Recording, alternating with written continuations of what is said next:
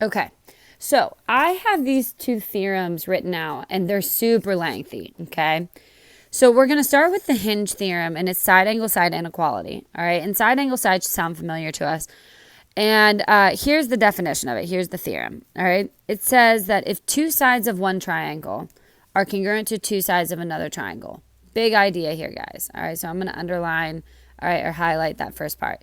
So if two sides of one triangle are congruent to two sides of another triangle, and the included angle of the first triangle is greater than the included angle of the second triangle, then the third side of the first triangle is greater than the third side of the second triangle.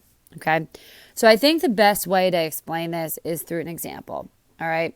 So I'm going to go into this example section and I'm going to draw a picture. So let's say I have these two triangles. Okay? So I have this triangle. And then I'm going to have this triangle. Okay. Now, the start of this, all right, has to have that we have two sets of sides that are congruent. I know mine aren't super drawn to scale, all right, but let's still mark them. Let's say this side is congruent to this side, all right, and then this side is congruent to this side. All right, so that's the first part of the hinge theorem. If two sides of one triangle are congruent to two sides of another triangle, okay?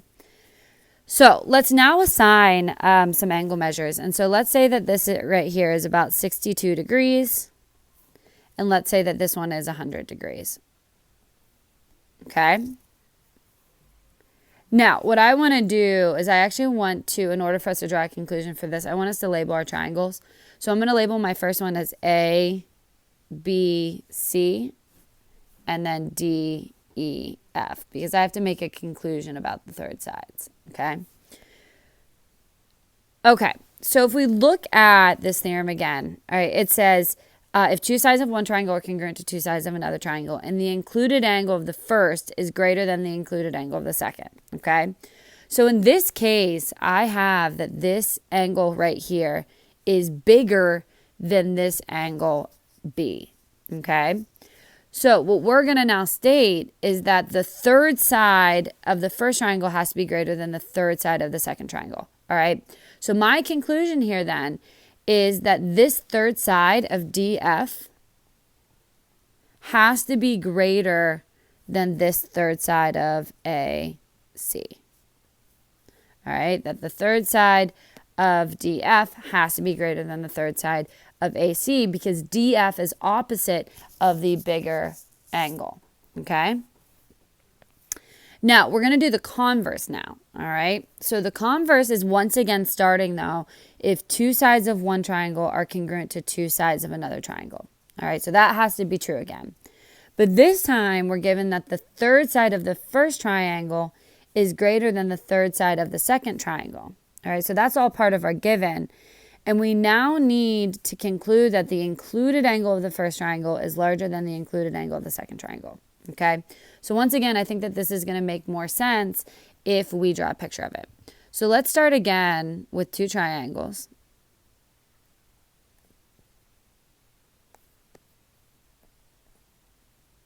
Okay.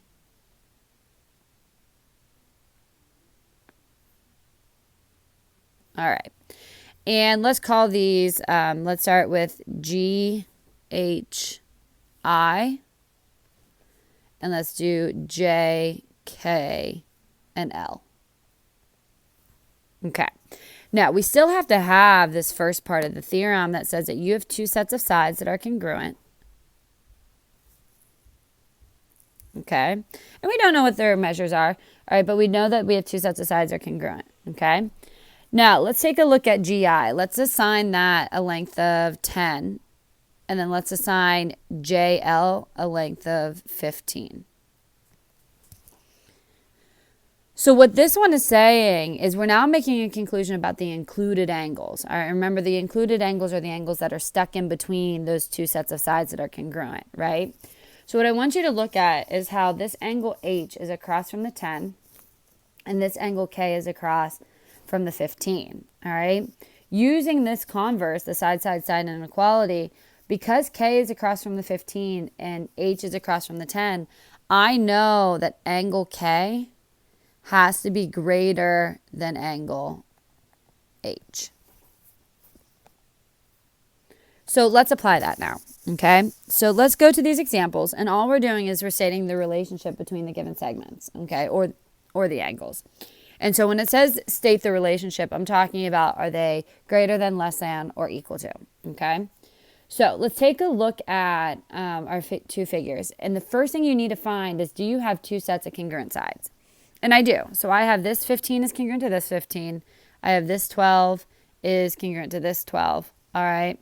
And so then I'm looking at my included angles. Well, this one right here is 61, while this one right here is 72. So the conclusion I have to make is about JK and MQ. So look how JK is across from the 72, and let's look how MQ is across from the 61. All right, what I know now using the hinge theorem is that JK, because it's across from the 72, has to be greater than MQ because MQ is across from the 61. Not bad, right? So let's go to B, all right? And this time, once again, you need to find two sets of congruent sides. Always has to happen. So I'm going to have angle 8 and 8 are congruent. And then using the reflexive property, I'm going to state that RT is congruent to RT. All right, so I have two sets of congruent sides.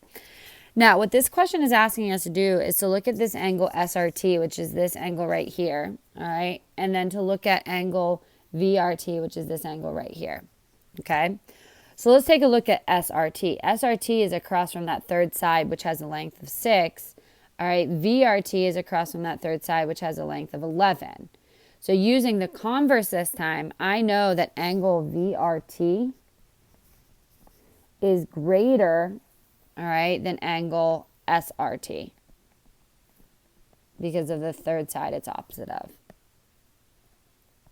Okay? All right. Okay, next one. Once again, you need to find, all right, two sets of congruent sides. I already have one marked. I have this this reflexive side, okay? And I'm now comparing WX and XY. Okay? Notice WX is across from the 51, XY is across from the 55. All right, I know then, all right, that WX has to be less than XY. Okay? All right, I'm going to pause here for time purposes. I'm going to come back and do the next three, and then we're going to talk about some more inequalities. Okay?